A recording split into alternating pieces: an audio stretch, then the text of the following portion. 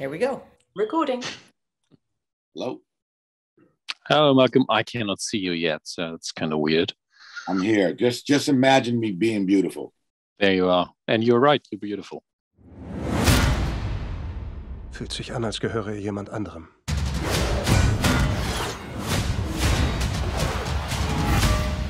Dieser Schild repräsentiert eine Menge für sehr viele Menschen. How are you doing? I'm good, man. So I've been looking at this from 1,000 angles. And I mean, you're exhausted now because of press, I'm sure. But you have a tall order with you had a tall order with the Winter Soldier and Falcon, because this is a personal story. This is a story about identity. You need to build the MCU continuously. How did you attack that? What was first? What came to mind first? Character. And, we changed the story a lot, working with the Marvel team, but the characters and their journeys, we knew what had to be attacked for Sam, particularly all of them, really. Like, not just Sam and Bucky, like with Sam being a Black man facing that symbol, Bucky dealing with all this stuff you've seen him deal with. But think about Sharon. You haven't really explored what's been going on with her since Civil War.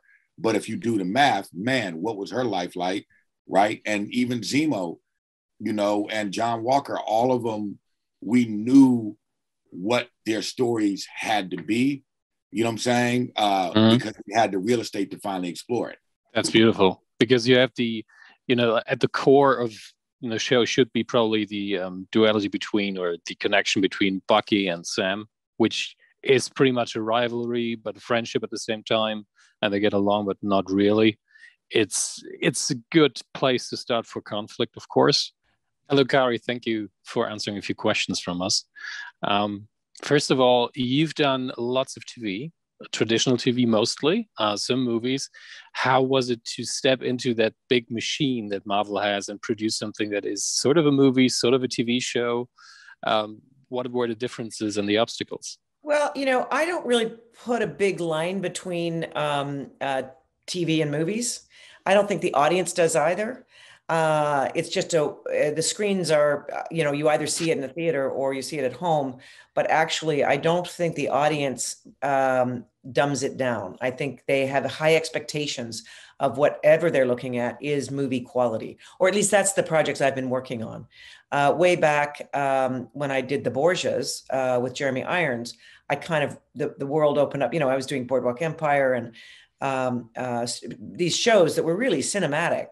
Yeah. And, they did have large budgets, and they were from performance, every aspect of it was movie grade. So I don't really make a difference. Mm-hmm. And I think from the Marvel place, they came at this, because we were one of the first as well. They came at this saying, well, we make movies. That's what we'll do. We'll make a 6-hour movie. That's a good approach. I mean, it's still episodic, but the job of the director doesn't change that much, I guess. No, I mean, you have to, we're going to cut it up into 6 parts. So you have to, from the storytelling, it becomes horizontal versus vertical is a one way to think about it. I look at it as a meal versus a snack, that a movie is a snack and we get to have the meal, which means we can spend a lot more time with the characters. And that was new for Marvel and really embraced. The fans are loving it.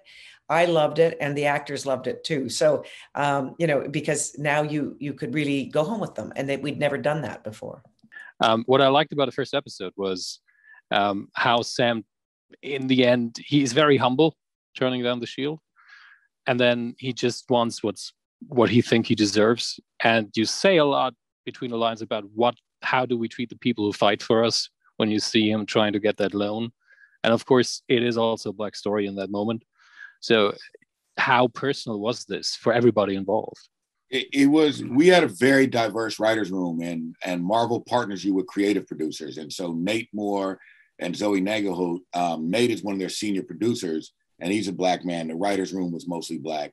And it was super important to us and personal to us because we just wanted to be honest. We were like, we don't want to show up with a political agenda, but we don't want to hide from an obvious truth.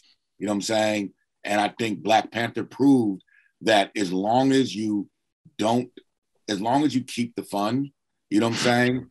They'll let you go a little deeper, you know? Of course. I mean, for the first 20 years of my life, everybody on the screen looked like me, which is kind of unfair. So I was actually thrilled to see something different for a change. And for you, that Black Panther movie must have been something else, that experience. Yeah, it's huge. Symbole sind nichts ohne die Frauen und Männer, die ihnen Bedeutung verleihen. Wir brauchen wieder jemanden, der uns inspiriert. This is spiritually and also in plot sort of a sequel to The Winter Soldier. Correct. They used to play a little bit with the audience expectations with that one. The trailers were a bit misleading in a good way. Can we expect a few twists and turns here? I know you're not going to spoil anything. I know that, but how? Absolutely. It will take you down. I mean, the goal was to embrace all these big themes. You know, we not only is it racially charged, but we look at imperialism, we look at elitism. Bucky is, going down a very tough road of, is he relevant? He's suffering PTSD, and he's trying to figure out who he is after, getting his mind back. And those are very relevant themes to people who've been experienced any kind of trauma. So, we had these sort of very meaty things to discuss, which was, Marvel never shies from these conversations. What is terrific is that they package them with a little bit of a smile often, although we're able to dive into some of the very dramatic moments that are going to come as a result of these heavier conversations, but we're also going to be able to smile. So it's a really good blend of, I call it vitamins in the ice cream. So that being said, yes, loads of twists and turns, hopefully the unexpected. Watching WandaVision, they had a little bit of fun teasing the fans with Quicksilver and just switching up the casting a little bit. Were you tempted at any point to say, well, maybe Cap will show up and then it's Matt Salinger instead of Chris Evans from the 1990 movie?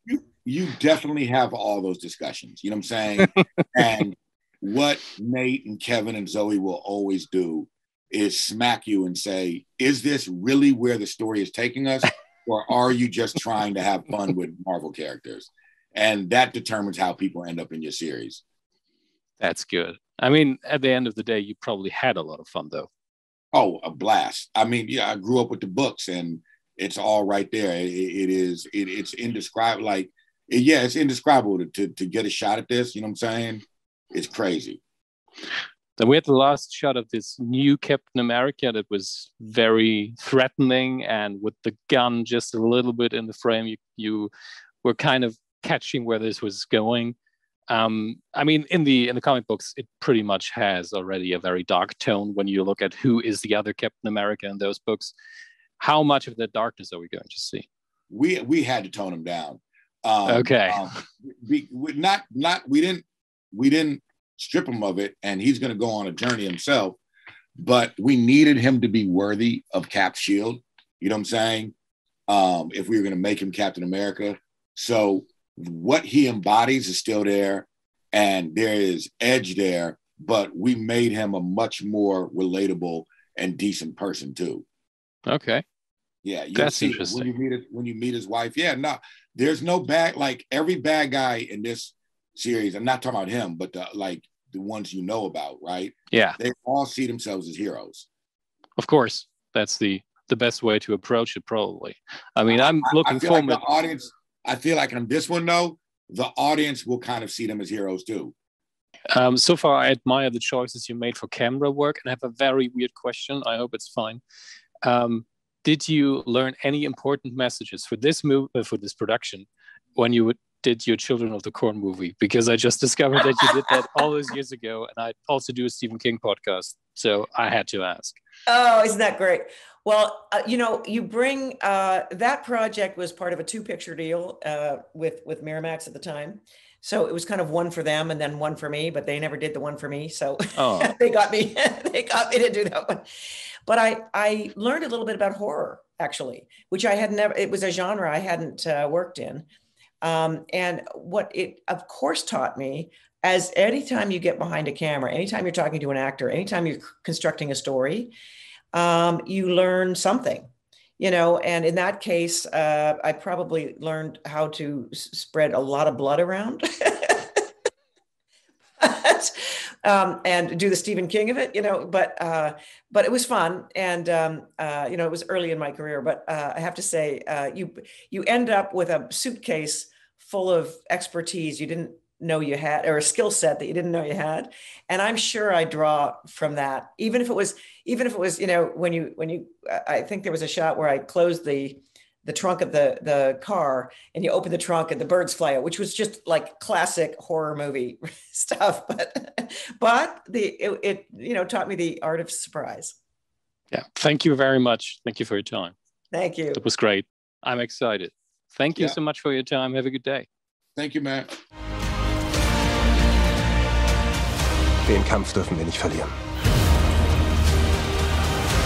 Wenn wir das durchziehen,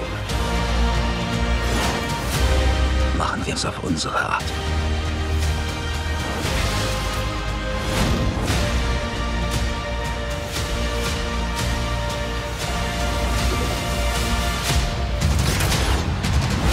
Also wir sind Partner. Kollegen. Nicht unbedingt als Team. Nein.